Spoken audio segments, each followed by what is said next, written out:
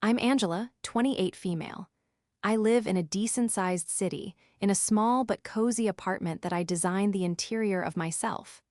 As an architectural designer, my life revolves around structure, plans, and ensuring every detail is perfect before a foundation is ever poured. It's a discipline I thought I applied to my personal life, too, especially when it came to my wedding. But I soon discovered that the blueprints for my future had been secretly redrawn by the very people who were supposed to be welcoming me into their family, leading to a public humiliation so profound it nearly broke me. What they didn't know was that, in their attempt to control me, they had accidentally handed me all the power. Before this story unfolds, I'd love to connect with you. Please let me know in the comments where you're watching from and what time it is in your corner of the world. It's amazing to see how far these stories can travel. My relationship with Ethan Sterling was, for the first 2 years, the kind of romance you see in movies. He was charming, attentive, and ambitious. As a marketing director for his mother's company, he was always buzzing with ideas and energy. I was an architectural designer at a mid-sized firm, passionate about creating beautiful, functional spaces. We seemed to balance each other perfectly, his flair for promotion and my love for substance. When he proposed on a trip to the coast, with a ring he designed himself, I felt like the luckiest woman alive. The only tremor of doubt I ever felt was related to his parents, Beatrice and Arthur Sterling. The Sterlings were what you'd call old money, with a modern, cutthroat edge. Beatrice owned a successful chain of high-end fashion boutiques, and Arthur was a recently retired corporate lawyer who had a reputation for being ruthless in the courtroom. They moved through the world with an air of unshakable confidence that often tipped into arrogance. From the beginning, their approval of me felt conditional. They were polite, but there was always a subtle undercurrent of scrutiny. Beatrice would compliment my dress, but her eyes would linger on the price tag she couldn't see. Arthur would ask about my job with a tone that suggested it was a quaint little hobby. I came from a solid middle-class family. My parents were retired teachers who had worked hard their entire lives. We were comfortable, but we didn't have a portfolio or a summer home. To the Sterlings, I was a project, someone they could mold into a suitable wife for their only son. Ethan always assured me I was being too sensitive. "They're just protective, Ange," he'd say, squeezing my hand. "You'll win them over, they just need time." I wanted to believe him, so I tried. I went to their stuffy dinner parties, listened to Beatrice's unsolicited fashion advice, and nodded along as Arthur explained complex financial instruments I had no interest in. I thought my efforts were working. When we announced our engagement, Beatrice clapped her hands together, her smile looking almost genuine. "A wedding?" she exclaimed. "We must plan the most beautiful wedding." A week later, they sat us down in their immaculate living room, a space so white and sterile it felt like a gallery. "Angela, Ethan," Arthur began, his voice laced with practiced authority. "Your mother and I have been talking. We want to give you your dream wedding. We will cover all the expenses." I was stunned. I looked at Ethan, whose face was beaming. This was a huge deal. The weddings they would consider appropriate were in the six-figure range, an amount I could never fathom spending. "Mr. and Mrs. Sterling, Arthur, Beatrice, that's incredibly generous," I stammered.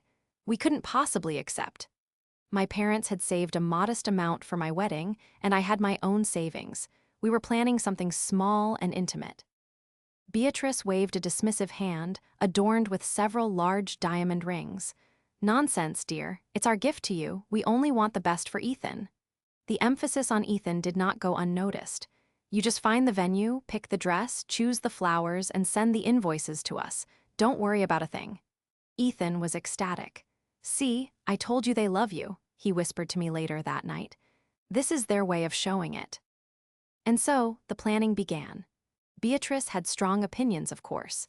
She steered me toward a historic manor with sprawling gardens, a place far grander than anything I would have chosen. She recommended a caterer known for serving royalty and a florist whose arrangements cost more than my first car. Every time I tried to suggest a more budget-friendly option, she would smile sweetly and say, "Angela, darling, money is no object. This is about celebrating a union of families." I felt a growing sense of unease. It didn't feel like my wedding anymore. It felt like a Sterling production, and I was just the lead actress. Ethan was caught up in the excitement, blind to the subtle ways his parents TS were taking over. My best friend and maid of honor, Sophia, saw it clearly. "Are you sure about this, Ange?" she asked one afternoon as we were looking at ridiculously expensive bridesmaid dresses. "It's their money, their wedding. Where are you in all of this?" Sophia was a paralegal, sharp and logical, and she had a knack for seeing the subtext in every situation.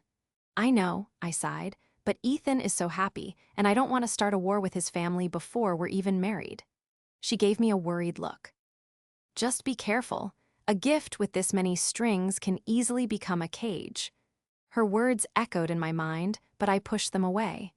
I was marrying the man I loved, and this was the price of admission into his world. I could handle it. I told myself that over and over again. The final weeks before the wedding were a blur of appointments and fittings, all orchestrated by Beatrice. The one thing I held firm on was my dress, which I bought from a small, independent designer.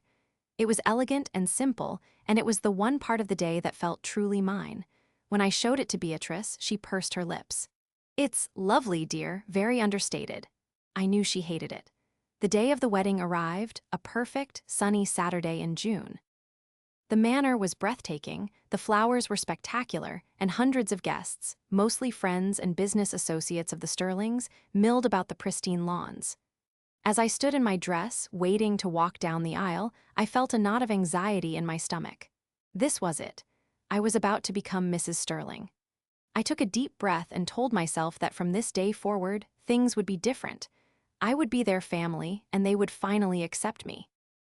I had no idea that their plan wasn't acceptance, but public humiliation. The ceremony itself was beautiful. Seeing Ethan standing at the altar, his eyes shining with tears as I walked toward him, melted away some of my anxiety. We exchanged our vows, the ones we'd written ourselves, and for a few precious minutes it felt like it was just the two of us. The applause from the crowd was thunderous as we shared our first kiss as husband and wife. Walking back down the aisle, hand in hand, a wave of relief washed over me. We'd done it. Maybe everything would be okay. The reception was held in the manor's grand ballroom. Crystal chandeliers hung from the high, frescoed ceilings, and every table was adorned with towering floral centerpieces. The scale of it was intimidating. My family and a handful of my friends looked a little lost amidst the sea of Sterling's wealthy connections. My parents, bless them, were doing their best to mingle, looking proud and happy for me, but also slightly out of place. The atmosphere was celebratory, but I couldn't shake the feeling that I was an imposter at my own party. After the main course, the clinking of a glass signaled the start of the toasts. My father went first, giving a sweet, heartfelt speech about my childhood and how happy he was to see me find love. Then Sophia, my maid of honor, shared a few funny, touching anecdotes about our friendship that made me tear up. It was all so normal, so full of genuine warmth. Then, Arthur Sterling stood up, taking the microphone with an air of self-importance. He started with the usual pleasantries, welcoming everyone and congratulating us. Then, his tone shifted. "When Ethan first told us about Angela," he said, his eyes scanning the room, "we were, of course, delighted he had found someone, but we had our concerns. The Sterling family has a legacy to protect, a legacy built on hard work, shrewd decisions, and significant financial acumen." A murmur went through the crowd. I felt a prickle of unease. Beside me, Ethan shifted in his seat, his smile looking a little strained. Arthur continued, "We believe a marriage is a partnership, a merger, if you will, and in any successful merger, both parties must bring something of value to the table." He paused for dramatic effect, letting the words hang in the air. I could feel dozens of pairs of eyes on me, curious and judging. My face started to feel hot. This wasn't a toast, it was a lecture. "So, when it came time for the wedding," he went on, a smug little smile playing on his lips, "Beatrice and I decided to make an investment in our son's future, to ensure it started on the right footing, unburdened by financial strain." He gestured around the opulent ballroom. "We provided all of this to give Angela the wedding her family could not." The room went quiet. The insult was so direct, so breathtakingly cruel, that it took a moment to register. I could see my parents across the room, their faces frozen in shock and hurt. My mother's eyes were glistening. I felt a cold, hard knot form in my stomach. This was a calculated attack, delivered in front of everyone we knew. Beside me, Ethan did nothing. He just sat there, looking at his father with a sort of paralyzed awe. He wasn't defending me, he wasn't standing up, he was just watching. But Arthur wasn't finished. He handed the microphone to his wife. Beatrice stepped forward, her expression a perfect blend of fake sympathy and condescension. "Thank you, Arthur," she said, her voice dripping with saccharine sweetness. "We are so happy to welcome Angela into our family. It takes a very clever, very determined young woman to win the heart of a man like our Ethan." She looked directly at me, her smile never reaching her cold eyes. Some might even say she trapped him. A few scattered, uncomfortable laughs rippled through the audience. I felt like I had been slapped. The word trapped echoed in my ears. She was painting me as a gold digger, a schemer who had tricked her son into marriage so I could get my hands on their money. "But we don't believe that," she continued, her voice now oozing false generosity. "We believe in giving people a chance, which is why we were so happy to pay for this beautiful day. It's our contribution to this union, since it was the only one being made." The implication was clear. I had contributed nothing. I was a freeloader, a charity case they had magnanimously decided to support. The humiliation was a physical thing, a crushing weight on my chest that made it hard to breathe. Tears were stinging my eyes, blurring the faces of the guests, who were now staring at me with a mixture of pity and morbid curiosity. I looked at Ethan. His face was pale, his mouth slightly agape. I waited for him to stand up to take the microphone to tell his parents they were out of line. I waited for him to defend his new wife, but he didn't move. He just looked from his mother to me, his expression one of helpless confusion, as if he were a child caught between two feuding parents. And in that moment, something inside me shattered. It wasn't just his parents' cruelty, it was his silence, his weakness, his utter failure to be my partner. I couldn't stay there. I couldn't sit there for another second and let them humiliate me. With a strangled sob, I pushed my chair back, the legs scraping loudly against the polished floor. I stood up, my whole body trembling. I didn't look at anyone. I couldn't. I turned and fled.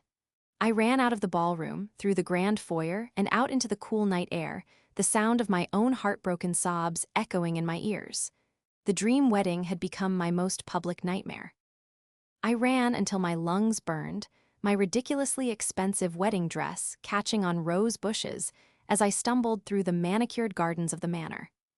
I finally collapsed onto a stone bench hidden away in a secluded corner, gasping for air, the tears I'd been holding back now streaming down my face, ruining the makeup that had taken 2 hours to apply.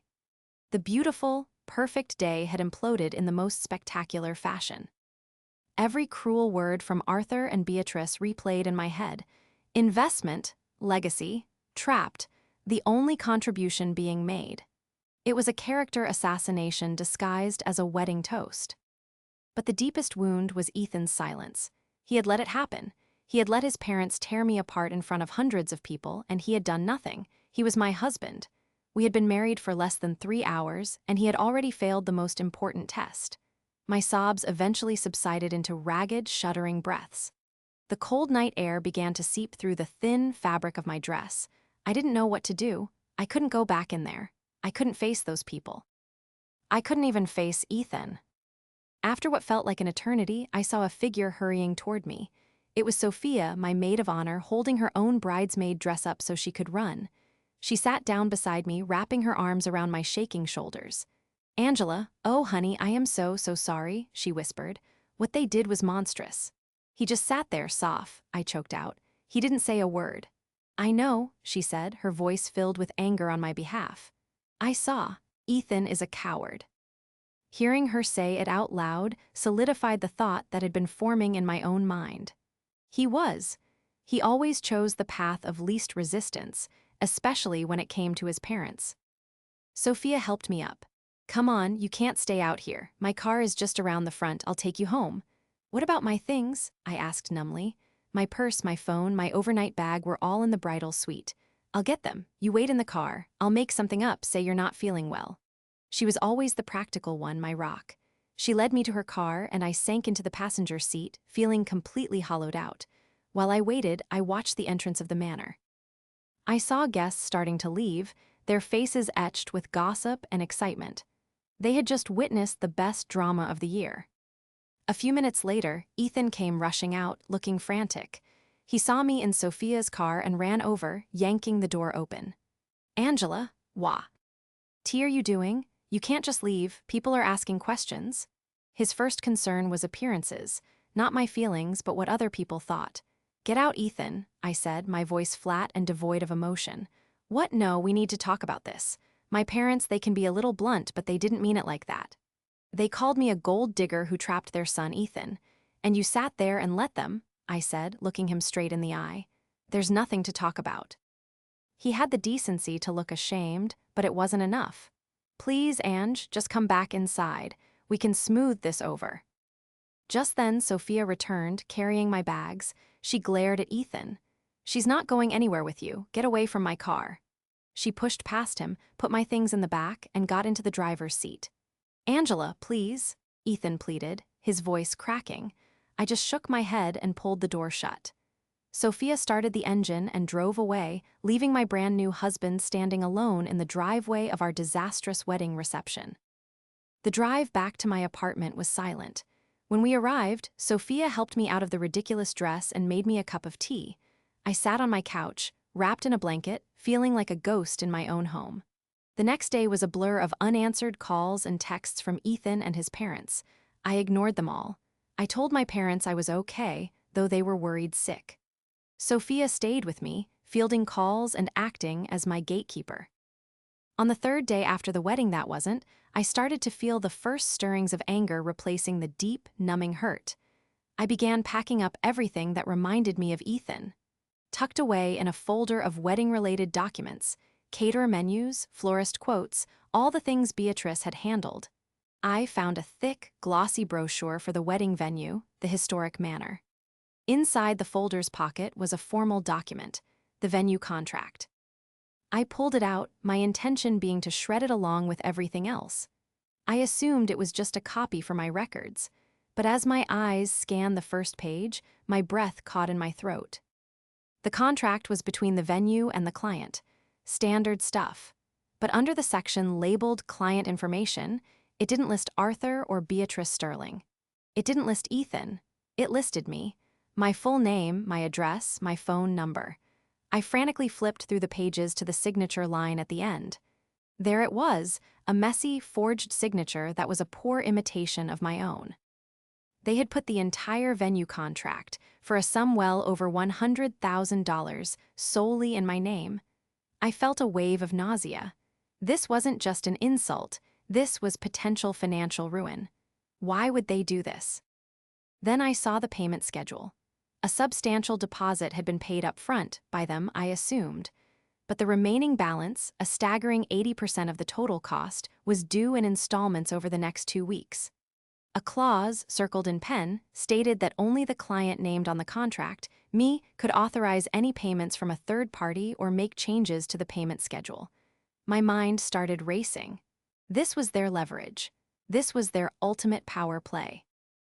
If I ever stepped out of line, they could simply refuse to pay, leaving me legally responsible for a debt that would crush me. They thought they had put me in a cage, just as Sophia had warned. But as I read the clause again, a different thought began to form, slow and sharp and clear. They hadn't put me in a cage. They had given me the key. The contract made it clear. No payment could be made without my authorization. They couldn't pay the bill, even if they wanted to, unless I said so. A slow, cold smile spread across my face for the first time in days. They wanted to talk about contributions. We were about to have a very serious conversation about the price of disrespect. For a full hour, I just sat there, staring at the contract. The intricate legal language, which would have intimidated me a week ago, now seemed like a roadmap. My initial shock and fear slowly morphed into a cold, hard resolve. They had overplayed their hand. Arthur, the brilliant corporate lawyer, had made a rookie mistake. In his arrogance, he had created a legal document designed to control me, but he'd built a fatal flaw into its structure. He'd given me, the person he saw as powerless, all the power. The signature was a forgery, yes, but the venue believed it was mine. They had a legally binding agreement with Angela, the architectural designer, not the Sterling dynasty. My first call was to Sophia. I explained the situation, my voice low and steady. They put the entire venue contract in my name, Soph, forged my signature. There was a sharp intake of breath on the other end of the line. What? That's fraud, Angela. We can sue them into the ground. As a paralegal, her mind immediately went to litigation. Maybe, I said, pacing my small living room. But I'm thinking of something else. There's a clause. It says that only the client, me, can authorize payments. The final installments are due starting next week. A long silence followed. I could practically hear the gears turning in her head. Oh my God, she finally whispered. You're kidding me. I'm not, I said, a grim satisfaction in my voice. Arthur's so used to being the smartest guy in the room, he didn't consider the possibility that I'd ever fight back. He assumed I'd be so terrified of the debt that I'd do whatever they wanted. So, if you don't authorize the payment, Sophia started, then they can't pay, I finished. The venue will have to come after the person on the contract. Me, but the Sterling's precious reputation will be tied to a massive, unpaid wedding bill. The venue is one of the most exclusive in the state. The vendors are all top tier. Word gets around in their little circle. This is brilliant, Ange, but it's risky, she warned. They'll fight back. They'll say you agreed to it. Arthur will find a way to twist this. Let him try, I said, my voice harder than I'd ever heard it. He'll have to admit to forgery and fraud to do it. Exposing himself as a criminal to his entire social circle? I don't think so. His pride won't let him. We talked for another hour, brainstorming. Sophia's legal knowledge was invaluable. She advised me to get a consultation with a contract lawyer, just to be sure. Don't use one of their fancy corporate firms, she said. Find a small, hungry litigator who loves to fight giants. The next day, I did just that. I found a lawyer named David Chen, a sharp, no-nonsense guy in his late 30s who specialized in contract disputes. I sat in his modest office and laid out the whole story, from the generous offer to the humiliating toast to the forged contract. I handed him the document. He read it carefully, his expression unreadable. He spent a long time on the payment authorization clause. Finally, he looked up at me, a slow grin spreading across his face. Ms. He paused, checking my name. Well, you're not Miss Sterling, are you? Let's stick with your name. Your in-laws have made a spectacular, arrogant blunder. He confirmed my interpretation. The contract was, on its face, a valid agreement between myself and the venue. The forgery was a crime, but proving I wasn't the one who signed it would be one person's word against another's, and the Sterlings had more resources. However, using the contract as written was a different story. They've tied their own hands, David explained. To force a payment, they would have to get your written consent. To sue you for the money after they paid, it would require them to prove you had an agreement, which you didn't. To get out of the contract by claiming forgery, they would have to admit to a felony. It's a beautiful little trap, and they walked right into it. He laid out my options. I could sue them for fraud and emotional distress, or I could play the game they had started. What do you want to get out of this, Angela? He asked. Do you want money? Do you want revenge? Or do you want freedom? I thought about it for a moment. The money they had spent meant nothing to them. Revenge felt good in theory, but it wouldn't heal the wound. Freedom, that's what I wanted. Freedom from them, from Ethan, and from the humiliation they'd put me through. I want them to pay the bill, I said finally. Every last cent, but I want them to do it on my terms, and I want something else, something that will cost them more than money. David leaned back in his chair, intrigued. Go on. I want a public apology, I said, and I want a clean, uncontested annulment with Ethan admitting fault. David's grin widened. I like it. It's elegant. It hits them where they live, their pride and their reputation. Over the next few days, we drafted a plan. The first invoice from the venue was due on Friday. On Thursday, I received a frantic call from the venue's event coordinator. Ms. Angela, we were just speaking with Mr. Sterling, and he was attempting to settle the next installment, but per the contract, we need your written authorization to accept his payment. Could you please send that over? I took a breath.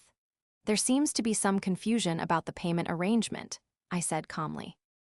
Please direct all future financial inquiries to my lawyer, David Chen. Do not accept any payment from the Sterlings until you hear from him." The silence on the other end was profound. I could only imagine the panic that would now be ricocheting between the venue and the Sterling mansion. The first chess move had been made. I felt a surge of adrenaline, a feeling of control I hadn't had in years. They had tried to make me a pawn in their game. They were about to find out that I was the one controlling the board. The fallout was immediate and spectacular. Less than an hour after my call with the venue coordinator, my phone began to ring. Incessantly. The caller ID flashed Arthur Sterling. I let it go to voicemail. Then came a text, "Call me immediately." "This is not a game, Angela." I ignored it. Next was Ethan. His texts were a frantic mix of confusion and panic. "Ange, what's going on? The venue just called Dad. Why won't you let them pay? Please just sign the paper. We can fix this." I read his message and felt a profound sense of detachment. He still didn't get it. He thought this was a misunderstanding, a tantrum I was throwing that could be smoothed over by signing a piece of paper. He had no idea of the legal snare his parents had set for me and for themselves. My lawyer, David, had advised me to cease all direct communication. "Let them sweat," he'd said. "Right now, they're confused. Soon, that will turn to anger and then, hopefully, to desperation. That's when we talk." The next day, David received a furious call from Arthur Sterling. As David recounted it to me later, Arthur began the conversation with blustering threats, accusing me of being a vindictive gold digger trying to extort the family. He threatened lawsuits and claimed he would ruin my reputation. David let him vent. When Arthur finally ran out of steam, David's reply was calm and measured. "Mr. Sterling, I have the contract in front of me. The contract that bears my client's forged signature. The contract that makes her solely responsible for a six-figure debt. The contract that, per your own design, gives her sole authority over all payments. You are a lawyer, so I'm sure you understand the legal definitions of fraud and forgery. Shall we discuss those, or would you prefer to discuss a potential solution?" According to David, there was a long, stunned silence on Arthur's end. The blustering stopped. The reality of his colossal miscalculation was finally sinking in. He had assumed I would be too scared and unsophisticated to understand the weapon he had handed me. The first payment deadline passed. The venue, legally obligated to follow the contract, sent a formal letter of demand to my apartment address. As David had predicted, they also sent a copy to the Sterlings' lawyer, noting that payment had been offered but could not be accepted without the client's consent. The pressure was mounting. In the elite circles the Sterlings moved in, reputation was everything. The idea of being associated with a massive, unpaid bill for their son's lavish wedding, a wedding they had so publicly funded, would be a social catastrophe. The gossip would be merciless. That's when Beatrice got involved. She tried a different tactic, emotional manipulation. She left me a long, tearful voicemail. "Angela, darling, I don't understand what you're doing," she sniffled. "After all we've done for you, we gave you the wedding of your dreams. Is this how you repay our generosity? By trying to ruin our family's name? Arthur is beside himself with worry. Ethan is heartbroken. Please, think about what you're doing to your husband." The sheer audacity of it was breathtaking. She painted herself as the victim, the benevolent matriarch wounded by the cruelty of an ungrateful daughter-in-law. She conveniently forgot the public humiliation, the venomous toast, the calculated cruelty. I deleted the voicemail without a second thought. Finally, after a week of silence from my end and escalating panic from theirs, Arthur Sterling called David Chen again. His tone was different this time. The anger was gone, replaced by a grudging, resentful pragmatism. "What does she want?" he asked, dispensing with any pretense. This was the moment we had been waiting for. David, following the plan we'd laid out, presented our terms.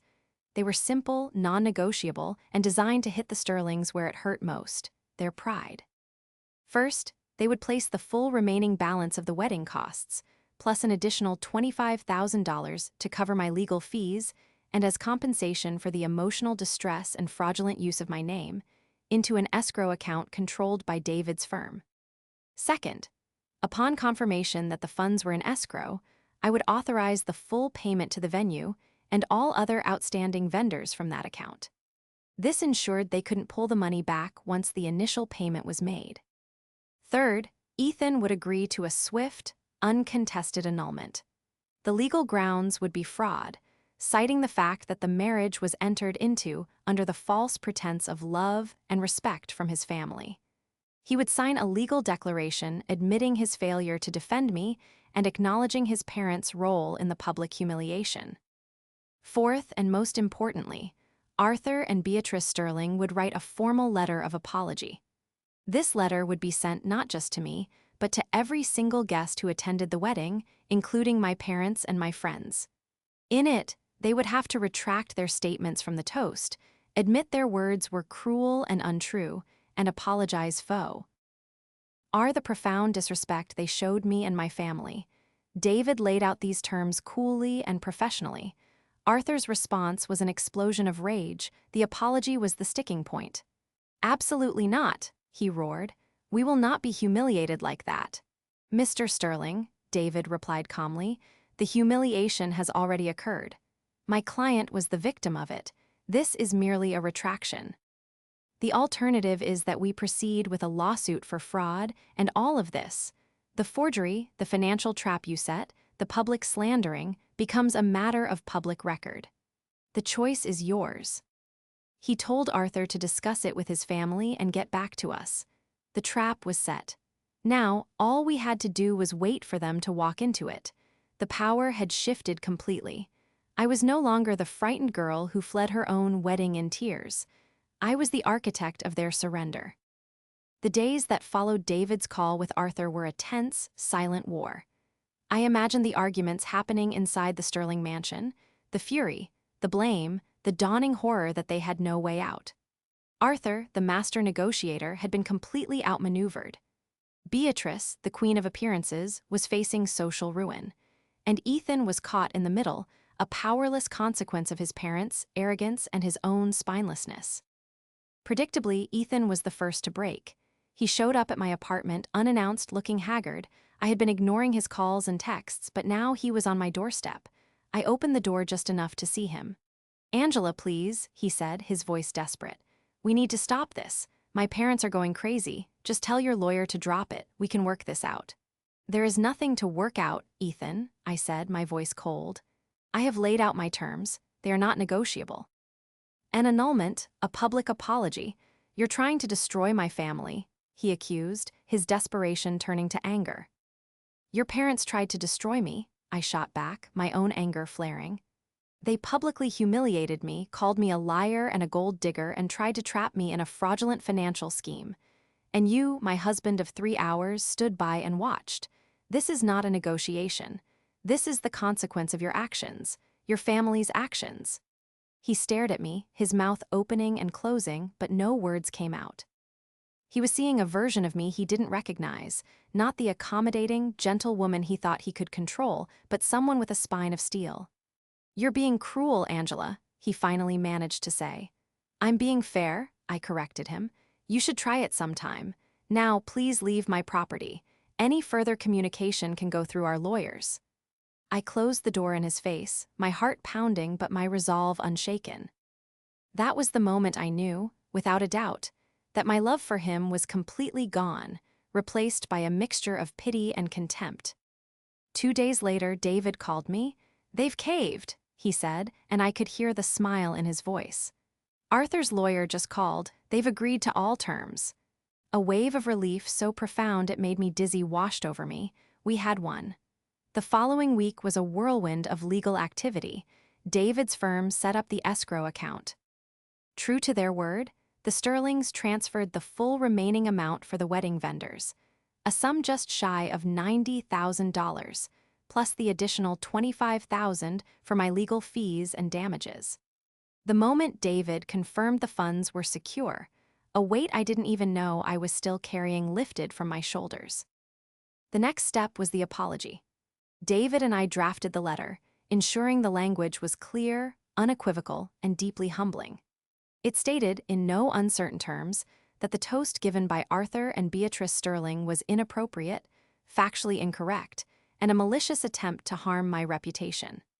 It acknowledged their deep disrespect for both me and my family and offered a profound and unconditional apology for the humiliation and pain they had caused. Arthur tried to water it down, his lawyer sending back a version with weaselly, non-apology language like, "We regret if anyone's feelings were hurt." David sent it back with a simple note, "The original wording is non-negotiable. The funds will remain in escrow until the approved letter is sent." They had no choice. They signed and sent it. My parents received their copy first. My dad called me, his voice thick with emotion. "We got a letter, sweetheart, from the Sterlings." He read it to me over the phone. When he finished, he was quiet for a moment. "They should be ashamed of themselves," he said finally, "but I'm so proud of you for standing up to them." Over the next few days, I heard from friends and family who had been at the wedding. They had all received the letter. The tide of gossip turned. The whispers were no longer about the gold digger who had fled her own reception. They were about the powerful, arrogant family who had been forced to publicly admit their cruelty. The final piece was the annulment. Ethan, stripped of his parents' power and influence in this matter, signed the papers without a fight.